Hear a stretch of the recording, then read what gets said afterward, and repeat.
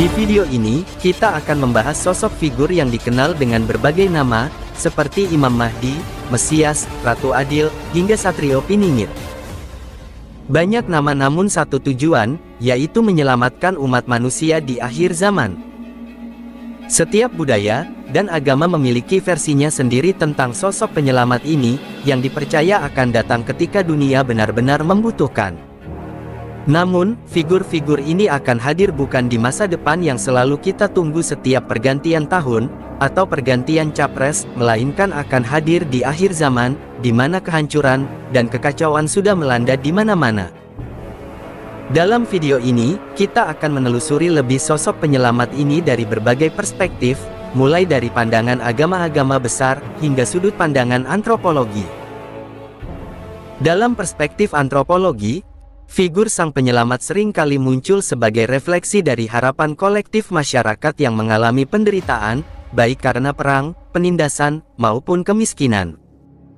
Ketika segala sesuatu sudah tampak runtuh, masyarakat sering membayangkan sosok pemimpin yang ideal, yang akan datang untuk membebaskan mereka, mengembalikan kejayaan mereka, dan bisa membawa kemenangan. Analoginya, figur-figur sang penyelamat selalu saja menjadi bahan inspirasi di banyaknya cerita-cerita, film-film, di dunia perdongengan, maupun di dunia pewayangan.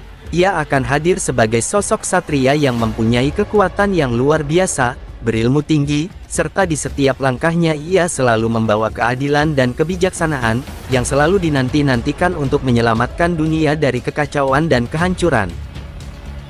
Sebelumnya mari kita telusuri kembali ke masa lalu, ketika ketika peradaban-peradaban kuno tengah dihadapkan pada konflik besar. Ketika dilanda perang berkecamuk, kemenangan di medan laga tak hanya dipandang sebagai hasil dari strategi atau kekuatan militer semata.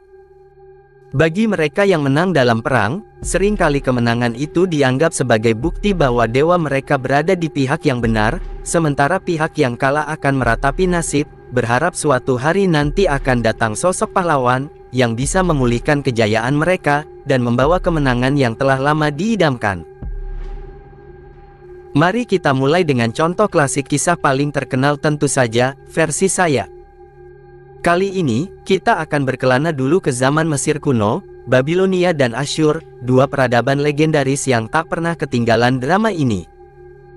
Di masa itu, saat perang berkecamuk, pertempuran bukan sekadar soal pedang dan tameng.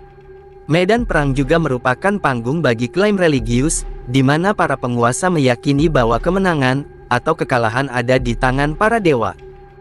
Ambil saja pertempuran Kades sebagai contoh, sekitar tahun 1274 sebelum Masehi. Mesir, di bawah pimpinan Firaun Ramses II, berhadapan dengan bangsa Hitit. Kedua belah pihak yakin 100% bahwa dewa-dewa mereka sedang duduk nyaman di atas awan, menikmati pertunjukan sambil memberi dukungan penuh. Ramses II bahkan tanpa ragu memuji Amun-Ra atas kemenangannya. Menurutnya, bukan strategi cerdas atau kecepatan pasukannya yang menentukan hasil pertempuran, melainkan berkat ilahi yang langsung turun dari langit. Sekarang, kita beralih ke Babilonia dan Asyur, dua peradaban yang tak kalah serunya juga. Di sini, medan perang adalah ajang persaingan antar para dewa sama besarnya dengan persaingan antar prajurit.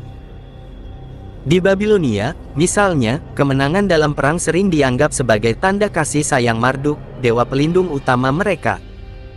Kalau Babilonia menang, para prajuritnya beranggapan bahwa dewa Marduk sedang memperhatikan kita, dan kalau kita kalah dalam perang, yah, mungkin dewa Marduk sedang sibuk mengurus hal lain di langit, kata mereka. Bagi mereka, kekuatan fisik tentara hanyalah salah satu bagian dari teka-teki besar. Kemenangan sejati hanya datang jika para dewa memberi restu padanya. Begitu juga di Asyur. Para raja Asyur seringkali menyebut kemenangan mereka sebagai bukti langsung bahwa dewa-dewa mendukung mereka. Di setiap prasasti kemenangan, raja-raja Asyur hampir selalu mengaitkan kejayaan mereka dengan Asyur, dewa perang yang tak kenal ampun. Di sini, pertempuran lebih terasa seperti duel antara para dewa, dengan manusia sebagai pion yang mencoba mengikuti irama takdir. Mereka percaya bahwa tak hanya pedang, tetapi doa dan persembahan di kuil bisa menentukan siapa yang akan menang atau kalah. Pola ini nampaknya terus berulang dari waktu ke waktu, bahkan di era modern saja. Kita ambil contoh konflik sekarang yang sedang melanda di Palestina Israel, ya meskipun awalnya dipicu oleh perebutan wilayah, dari berbagai konteks lain seringkali dibingkai dalam konteks agama. Israel yang terus-terusan membombardir daerah Gaza Palestina tanpa henti, seolah-olah negara Israel mengklaim bahwa Allah atau Yahweh telah memihak kepada negara mereka. Yah, begitulah. Karena narasi tentang kekuatan Tuhan bersama figur sang penyelamat di medan pertempuran, dalam perspektif kepercayaan akan selalu diutamakan, dan tentunya berharap akan mendapatkan kemenangan. Namun dari sudut pandang antropologi, kemunculan figur penyelamat, seperti Mesias atau Ratu Adil, bisa dipahami sebagai respons alami masyarakat yang merasa tertindas. Mereka membayangkan sosok ideal yang akan datang untuk mengubah keadaan, membawa keadilan, dan berharap akan ada kehidupan yang lebih baik. Figur seperti Satrio Piningit di Jawa misalnya, adalah contoh klasik dari sosok pahlawan tersembunyi yang dipercaya suatu hari akan muncul untuk menegakkan kebenaran, dan mengembalikan keseimbangan dunia. Kisah-kisah seperti ini biasanya berkembang di masyarakat yang merasa hidupnya yang dipenuhi ketidakpastian dan dihadapkan pada ketidakadilan. Namun, dari sudut pandang agama, figur seperti Imam Mahdi atau Mesias bukanlah sekadar simbol atau imajinasi. Mereka diyakini sebagai bagian dari rencana Tuhan yang pasti akan terjadi di akhir zaman. Bagi mereka yang beriman, pertanyaannya bukanlah apakah sang penyelamat akan datang, melainkan kapan kedatangan mereka, adalah kepastian. Jadi, kita bisa melihat sosok penyelamat ini dari dua perspektif yang berbeda. Dari sudut antropologi, mereka adalah hasil dari kebutuhan psikologis dan sosial masyarakat untuk memiliki harapan di tengah kesulitan. Sedangkan dari perspektif agama, mereka adalah bagian dari takdir besar yang sudah digariskan dan ditentukan oleh Tuhan. Dua pandangan ini sama-sama memberikan kita wawasan tentang betapa pentingnya figur penyelamat dalam berbagai budaya dan agama. Meski detail cerita mereka mungkin berbeda, esensinya tetap sama, harapan akan keadilan, kemenangan, dan penyelamatan di masa-masa yang paling sulit. Maka dari itu, di sini saya akan berbagi sedikit tentang sosok-sosok serupa seperti figur Al-Mahdi, tetapi dalam versi agama lain. Nah, di video ini saya hanya membahas beberapa sumber umumnya saja, karena jujur, kalau saya bahas semua versi dari setiap budaya dan kepercayaan yang ada di belahan bumi, mungkin video ini bakal sepanjang serial film sinetron yang banyak episodenya, dan tentunya, bakal menguras waktu, dan kuota internet saya pasti akan jebol. Kalau boleh jujur, soalnya saya belum beli kuota.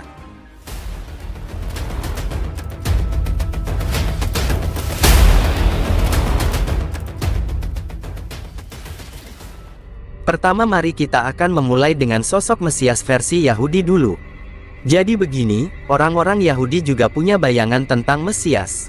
Awalnya, mereka tidak pernah kepikiran soal Mesias ini. Tapi setelah zaman Raja Salomo alias Nabi Sulaiman, segalanya nampak berubah. Saat kerajaan Israel mulai retak seperti pot bunga yang jatuh dari meja, orang-orang Yahudi mulai mikir, kok Tuhan gak sayang kepada kita lagi? Setelah Salomo wafat, kerajaannya pecah, jadi dua, dan bukannya makin damai, malah makin ribut. Moral di sana pun makin bejat, pemimpin-pemimpinnya juga sama sekali nggak memenuhi syarat jadi pemimpin ideal. Jadilah orang-orang Yahudi mulai berharap, ketika kerajaan Israel pecah jadi Israel dan Yehuda, gagasan tentang Mesias ini semakin kuat. Dan ketika mereka dijajah oleh Babilonia dan dibuang dari tanah airnya, impian tentang sosok sang penyelamat ini semakin menjadi-jadi. Orang-orang Yahudi saat itu yakin, suatu hari nanti akan muncul seorang pemimpin dari keturunan Daud, yang akan membawa mereka pulang ke tanah Palestina, tanah Kanaan, alias tanah yang dijanjikan. Nah, si Mesias ini katanya nggak cuma bakal membebaskan Israel, tapi juga bakal bikin dunia jadi tempat yang adil dan damai. Ini adalah harapan besar mereka. Lalu, di awal abad Masehi, muncullah Yesus Kristus yang diklaim sebagai Mesias. Makanya kita kenal dia sebagai Isa Al-Masih, atau Yesus Sang Mesias. Kok bisa? Karena Yesus ini, menurut orang Yahudi, adalah keturunan Daud yang sah dan dianggap akan mewujudkan semua harapan besar itu. Namun, harapan itu ternyata nggak semulus yang mereka bayangkan. Awalnya, ajaran Yesus ini menarik perhatian banyak orang Yahudi, tapi begitu dia disalibkan, banyak dari mereka yang balik badan. Menurut mereka, Mesias kok kalah dan disalib. Bukannya dalam kitab suci kita bilang, terkutuklah orang yang disalib. Jadi, meski sempat dianggap sebagai calon Mesias, setelah kematiannya, Yesus dianggap oleh sebagian besar orang Yahudi sebagai nabi palsu. Karena, dalam pandangan mereka, seorang Mesias sejati harus bisa mengembalikan Israel ke tanah yang dijanjikan, membangun kerajaan yang kokoh, dan pastinya tidak kalah di tangan Romawi. Dan begitulah, kekecewaan mereka saat harapan itu tidak terpenuhi. Nah, kita masuk ke poin berikutnya. Di dalam kitab Ulangan 13, ada sebuah ramalan yang dipegang teguh oleh orang-orang Yahudi. Maaf, jika ada yang tersinggung, terutama bagi agama Kristen, ini saya menceritakan berdasarkan pandangan orang-orang Yahudi. Jadi begini, menurut ramalan ini, kalau tiba-tiba muncul seorang nabi di tengah-tengah kamu, dan dia menunjukkan tanda-tanda atau mujizat di depan mata kamu sendiri misalnya, tetapi dia kemudian membujuk kamu untuk menyembah Tuhan yang lain, nah, maka pandangan orang Yahudi menganggap mereka adalah nabi yang palsu. Tentunya, perdebatan ini terus berlanjut. Islam punya pandangannya tersendiri, Yesus adalah nabi asli, utusan Tuhan, bukan Tuhan. Sementara menurut orang Kristen menganggap Yesus sebagai bagian dari Trinitas, salah satu entitas Tuhan. Orang Yahudi, di sisi lain, tetap memandang Yesus sebagai nabi palsu atau pendusta. Inilah yang menjadi cikal bakal perdebatan ideologi tiga agama dari dulu mengakar hingga sekarang, yang tidak ada habisnya. Namun, satu hal yang pasti, sampai sekarang orang Yahudi masih menunggu kemunculan Sang Mesias itu di masa depan. Ciri-cirinya, dia akan membawa seluruh orang Israel kembali ke tanah yang dijanjikan. Jadi, meskipun situasinya seperti menunggu entah kapan datangnya, mereka tetap setia dengan harapan tersebut. Namun uniknya, pada tahun 1948, seorang Yahudi bernama Theodor Herzl berhasil mendirikan negara Israel yang kita lihat sekarang. Beberapa orang mungkin berpikir, nah, ini nih, dia si Mesiasnya. Namun, ternyata orang Yahudi belum menganggap Herzl sebagai Mesias. Mungkin karena, meskipun Herzl hebat dalam politik, Mesias yang mereka tunggu-tunggu lebih mengarah pada aspek spiritual dan agama, bukan hanya sekedar menjadi politisi handal. Jadi, meski Herzl mendirikan negara Israel, Mesias yang sebenarnya menurut orang Yahudi masih ditunggu-tunggu. Dan begitulah, cerita tentang Mesias Yahudi, yang menjadi salah satu drama menjadikan bahan kontroversi. Sementara dalam tradisi Hindu, konsep Mesias digambarkan melalui sosok Kalki Avatar. Sebagai perwujudan terakhir dari Tuhan Yang Maha Esa, Kalki Avatar mencerminkan keyakinan bahwa Tuhan bisa menjelma dalam berbagai bentuk, supaya untuk bisa dikenal oleh manusia. Dalam kosmologi Hindu, Tuhan Yang Maha Esa, Wisnu, dikenal melalui 10 penjelmaan atau avatar. Setiap penjelmaan membawa misi dan tujuan khusus. Penjelmaan pertama dari Wisnu adalah Matsya, ikan yang dikenal dalam cerita banjir besar yang serupa dengan kisah Nabi Nuh dalam kepercayaan Kristen, Yahudi, dan Islam. Namun, perbedaannya terletak pada cara Tuhan menyampaikan wahyu. Dalam tradisi Hindu, Tuhan menjelma sebagai ikan untuk memberitahu seorang raja agar membangun bahtera besar. Wisnu juga dapat menjelma dalam berbagai bentuk lainnya, termasuk sebagai Krishna Avatar ke-8, dan Siddhartha Gautama Avatar ke-9. Namun, di zaman Kali Yuga, era kehancuran, munculnya Kalki Avatar menjadi penanda akhir zaman. Kalki Avatar digambarkan sebagai sosok yang menaiki kuda putih dan membawa pedang, siap untuk menghancurkan kelaliman dan kejahatan dalam perang besar. Dengan kemunculan Kalki, dunia Kali Yuga akan berakhir, membuka jalan bagi siklus baru dengan dimulainya era Satya Yuga, zaman yang penuh dengan kebaikan. Dalam pandangan Hindu, serta juga dalam tradisi Buddha, dunia ini dipahami melalui siklus kosmologis muncul, berkembang, hancur, dan muncul kembali. Konsep ini mirip dengan teori ilmiah seperti Big Bang dan Big Crunch yang menggambarkan siklus alam semesta. Kiamat, dalam konteks ini, bukanlah akhir segalanya, melainkan awal dari kehidupan yang baru. Namun dalam ajaran Buddha, khususnya yang tertulis dalam Sutta Pitaka, ada sebuah ramalan tentang akhir zaman. Ketika ajaran kebenaran mulai diabaikan, dunia dipenuhi oleh pencurian, perzinahan, ketidakpedulian, dan kemabukan, serta kebenaran atau dharma yang diajarkan oleh Buddha Siddhartha Gautama telah hilang dari bumi, maka dari sini, dunia sudah berada di jalan menuju kiamat. Saat itulah, kemunculan Buddha Maitreya akan hadir di dunia ini. Saat ini, kita mengenal Buddha Sakyamuni, atau Siddhartha Gautama, sebagai Buddha zaman ini. Namun, ketika dunia mulai kacau balau, Maitreya akan muncul untuk menggantikan Sakyamuni. Bukan untuk menghapus kejahatan dengan pedang, atau senjata, karena tradisi Buddha dikenal dengan pendekatan pada kedamaian, dan anti peperangan. Maitreya akan datang dengan misi tertentu, untuk memimpin umat manusia menuju era baru yang lebih baik. Gambaran kemunculan sosok Maitreya tidak melibatkan perang, atau kehancuran, tapi sebaliknya, ia akan hadir sebagai simbol transisi ke zaman yang lebih penuh kedamaian dan kebaikan, di mana Buddha Sakyamuni akan pensiun, dan digantikan dengan Maitreya. Meski di akhir zaman mungkin terdengar sangat menegangkan dan menakutkan, namun dalam konsep Buddhisme, itu lebih seperti pergantian bab yang damai daripada pertarungan. Nah, cerita selanjutnya inilah yang ditunggu-tunggu. Kita akan membahas tentang kepercayaan masyarakat Jawa mengenai sosok legendaris yang dikenal sebagai Satrio Piningit, atau Ratu Adil. Satrio Piningit digambarkan sebagai seorang pria gagah perkasa, yang akan muncul di masa depan untuk membangkitkan kembali Nusantara dari kehancuran. Ramalan ini konon berasal dari Sri Jayabaya, seorang raja Jawa yang memerintah diperkirakan pada abad ke-12 Masehi. Namun, kisah mengenai Ratu Adil ini baru muncul secara resmi ratusan tahun kemudian, pada era Mataram Islam di abad ke-17.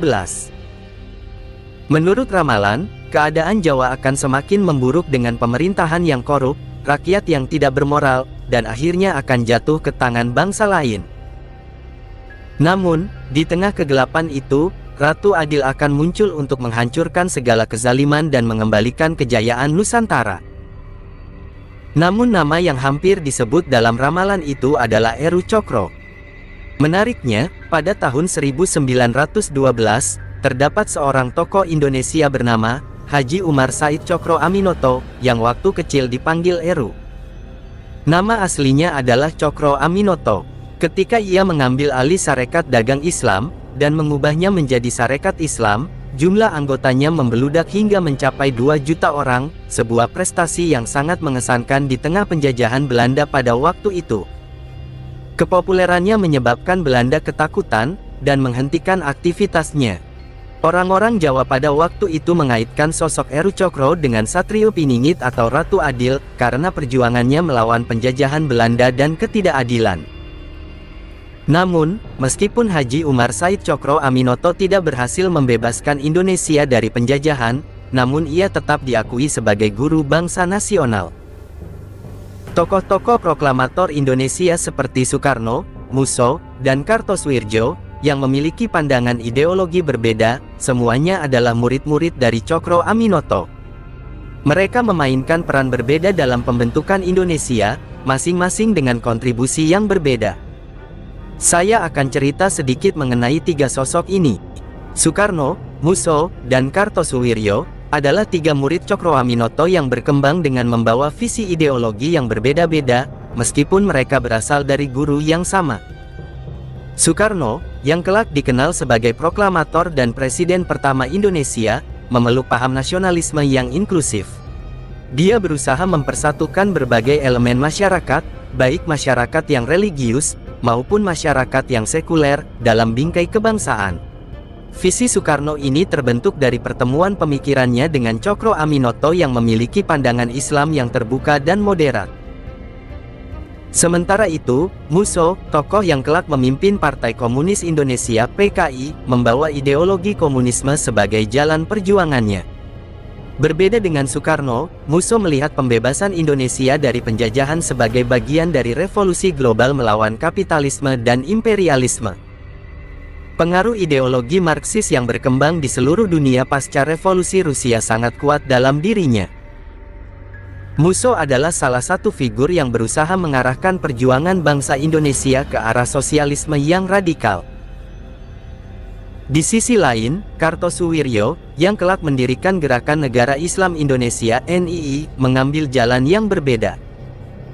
Dia memperjuangkan penerapan syariat Islam sebagai dasar negara. Kartosuwiryo berkeyakinan bahwa satu-satunya jalan bagi Indonesia adalah menjadikannya negara Islam yang murni. Konfliknya dengan Soekarno semakin nyata ketika Kartosuwiryo memproklamasikan NII pada tahun 1949, yang memicu pemberontakan besar di Jawa Barat. Cokro Aminoto, meskipun ramalannya tidak sepenuhnya tepat, hampir dianggap sebagai figur Mesias versi Jawa.